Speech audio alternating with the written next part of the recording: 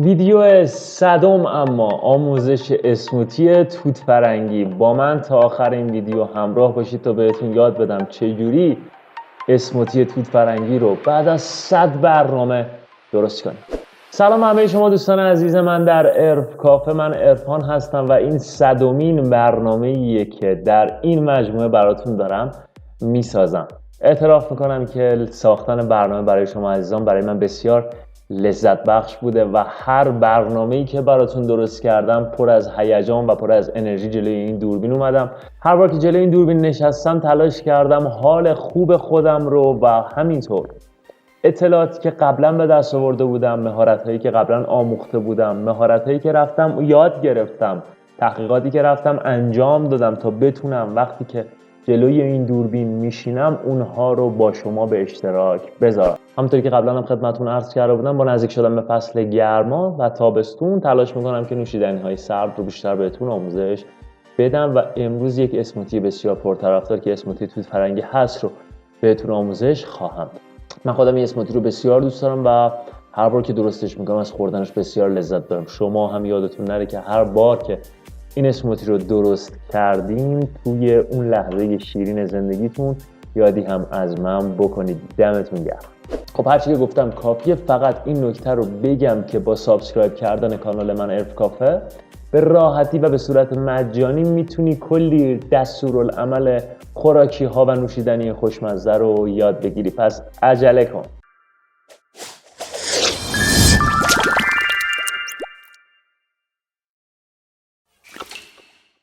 من در ابتدا شما رو دعوت میکنم به دیدن این صحنه زیبا که خودم براتون آماده کردم و تقدیم به نگاه ارزشمندتون میکنم. تعداد توت فرنگی که استفاده میکنیم برای هر نفر یک کاسه کوچیک کافیه که خب البته من برای جذابتر شدن ویدیو ریختم داخل این لیوان و این کار رو با یک بشکن طلایی انجام میدم که خیلی بهم کمک میکنه و ما از این به بعد بیشتر خواهیم دیدش. توت فرنگی ها رو داخل بلندر میریزیم و میریم سراغ مرحله بعد. این ماستی که ملاحظه میکنید پرماست ایسلندی کاله هست که خب من استفاده کردن ازش رو به شما هم پیشنهاد میکنم، اما اگر ندارید از هر ماست چکیده‌ای که دوست دارید میتونید استفاده کنید. مقدار مورد نیاز از ماست هم حدود 3 قاشق چایخوری کافیه.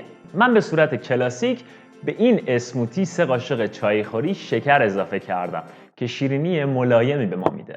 این عصاره وانیل هست که استفاده کردن ازش رو بسیار بهتون توصیه میکنم، البته اگر مثل من وانیل دوست دارید. از این مایع وانیل هم با همون قاشق طلایی 2 واحد به مواد قبلی اضافه میکنیم و این شیر که در قامت یک شیر جنگل در صحنه حاضر شده. آقا شیر رو کجا میبری؟ بذار سر جاش. عجب. عرض میکردم به طور پیشنهادی از شیر برای این اسموتی استفاده کنید. برای مقادیری که تا به اینجا بهتون گفتم حدود 50 میلی گرم هم شیر کفایت میکنه. حالا اجازه میدید سلطانو ببرم؟ بله ببرید، یه خورده آرومتر. در ادامه به موادی که در ترکیب اعلام کردم 5 الی 6 واحد یخ اضافه کنید و شما مواد رو با همدیگه بلند کنید، ولی من قهرمانانه با بشکن طلایی ترتیبش رو میدم و این هم از اسموتی ما. اینو واقعا میگم خیلی خیلی خوشمزه. موضوع مهمی که وجود داره دوستان، میتونید برای بیشتر شدن مزه این اسموتی مقدار سیرپ توت فرنگی یا اگر نداشتید مربای توت فرنگی رو بهش اضافه بکنید که در این حالت باید شکرش رو کمتر کنید که شیرینیش زیاد نشه. آماده است نوش جان. اگه سوالی داری حتما ازم بپرس، من با دقت به سوالاتتون پاسخ خواهم داد. اگر سوالی نداری حداقل یه مرسی عرفان برام بنویسین. با دمت گرم، چاکریم. خدا نگهدار.